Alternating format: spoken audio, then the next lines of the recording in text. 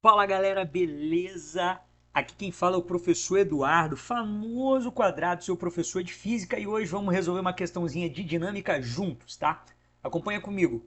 Em uma montagem com corda e roldanas ideais, um bloco erguido obedecendo a um movimento retilíneo e uniforme. Presta atenção nisso, tá bom? Se o movimento é retilíneo e uniforme, quer dizer que esse corpo se encontra com uma resultante de forças igual a zero devido à aplicação de uma força constante e de intensidade igual a 20 newtons no extremo livre da corda, que é recolhida com velocidade constante de 0,5 metros por segundo.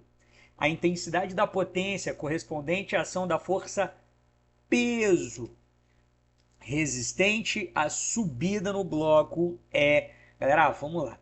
Olha só, a questão que é isso aqui. Se liga. A potência, tá? Mas essa potência é correspondente à ação da força peso resistente à subida do bloco. Então, primeiro tem que olhar para essa imagem e desenhar aqui a força peso do bloco que aponta para baixo. Maravilha? Show de bolas. Do outro lado, eu tenho uma força que também aponta para baixo, que é a força que o malucão está fazendo, essa força F. Tá? Então aqui eu tenho uma força F e aqui eu tenho uma força peso. Maravilha? Responde para mim, você tem a ideia de quanto vale o peso desse bloco? A questão te deu a massa? A questão te deu a gravidade? Porque peso é massa vezes gravidade. Ele não te deu. Mas ele não falou que o movimento desse corpo é um movimento retilíneo e uniforme? Falou, professor. Então, galera, o que acontece? Se o movimento é retilíneo e uniforme, quer dizer que a força resultante que age sobre esse sistema tem que ser igual a zero. Significa que não existe aceleração. Você lembra quais são os casos em que a força resultante é igual a zero? Além do movimento retilíneo uniforme, a força resultante também vai ser igual a zero quando o corpo está em repouso, tá? A questão dá ainda uma velocidade constante aqui, mas essa velocidade não vai ajudar a gente em nada, tá? Porque a velocidade, já que é constante, não vai influenciar no valor de força nenhuma, beleza? Então, the cat's jump, ou o pulo do gato, é você reconhecer que o movimento é retilíneo e uniforme. Quer dizer que a força resultante que age sobre esse sistema é igual a zero. Sabe o que significa? Significa que essa força aqui que o camarada está fazendo vai se relacionar com essa força peso. Galera, faz assim comigo. Vamos contar juntos, tá? Vamos contar juntos aqui. Quantas polias móveis existem? Olha só, não sei se você está conseguindo visualizar, mas isso é uma polia móvel. Isso aqui é uma polia fixa. Isso aqui é uma polia fixa. As polias fixas não alteram a força que você está exercendo sobre a corda para levantar um determinado peso, só as polias móveis. Cada uma polia móvel que você usa, você divide a carga que você está levantando por dois. Ou seja, aquela força que você está fazendo é igual ao peso, que é a carga que você está levantando dividido por dois. Por quê? Porque você usou uma polia móvel. Se fossem duas polias móveis, você dividiria por 4. Três polias móveis por 8, e 16, e 32, e assim sucessivamente, beleza? Vamos substituir os valores que a gente tem aqui? Bora. Então vamos lá, olha só. A questão fala que essa força, tá? A aplicação de uma força de intensidade constante igual a 20 newtons vai ser igual ao peso dividido por 2. Logo, o peso vai ser igual a 2 vezes 20, 40 newtons. Galera, então se a força vale 20, o peso que você está suspendendo vale 40. Show de bolas? Maravilha? Maravilha. 40 newtons. A questão fala isso aqui para nós, olha só. É uma força constante de intensidade 20 newtons no extremo livre da corda que é recolhida com velocidade constante de 5 metros por segundo. Galera, existe uma fórmula da potência que ela vai falar o seguinte para você, tá? A potência, ela com certeza é o trabalho dividido pelo tempo, mas ela também pode ser o produto da força pela velocidade, quando a velocidade é constante.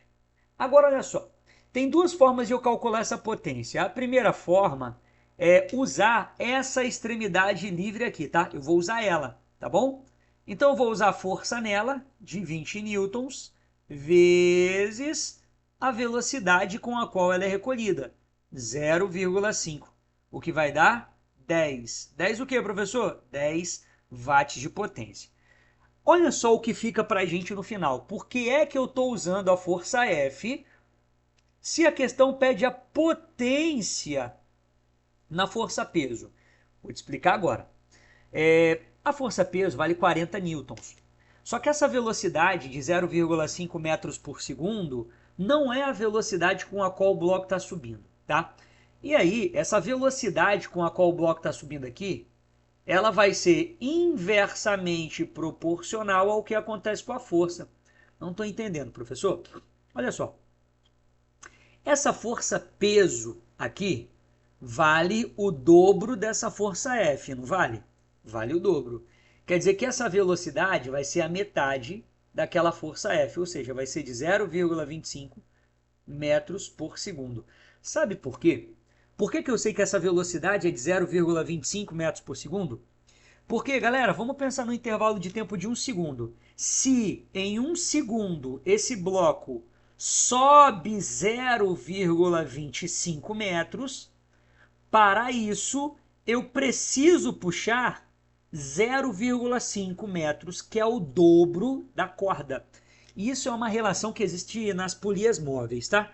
Apesar de, quando eu uso uma polia móvel, eu uso a metade da força necessária para erguer a carga, eu não uso a metade da carga, beleza.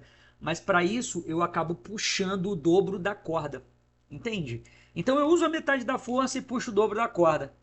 Significa que se eu usasse a força peso, tá? E lembrando que esse P que você está vendo aqui é de potência, tá? Se eu usasse a potência daquela força peso, eu poderia usar a força peso, que é 40, mas eu usaria a velocidade daquele bloco, que é 0,25, tá? Que também daria 10 watts. E qual é o bizu que fica aqui? Galera, quando você tem um sistema de polias, tá? Você tem um sistema de polias e a força resultante do sistema é igual a zero, significa que esses blocos, ou esse bloco está parado ou está em velocidade constante, a potência desenvolvida pela carga vai ser igual à potência desenvolvida por essa força que você está fazendo. Então, olha só, a gente vai considerar aqui que a potência, beleza? Desenvolvida pela carga que você está erguendo é igual à potência da força, que a gente vai chamar de força motora, que é a força que você está fazendo. É por isso que a gente usou aqui, ó, a força de 20 e a velocidade nessa corda. Porque se a gente fosse usar esse peso de 40 newtons aqui, a gente precisaria usar a velocidade dessa corda. Então lembra que a quantidade de corda que você puxa e a força que você faz são inversamente proporcionais, tá bom? Então, ó, a força motora que você faz, tá? A força motora é inversamente proporcional, para ficar essa observação para você, proporcional ao comprimento da corda. Metade do comprimento, metade da velocidade, beleza? Show de bola? Espero que tenha te ajudado de alguma forma. Fiquem com Deus, aquele abraço. Qualquer dúvida, pergunta aí para nós. Tchau, tchau.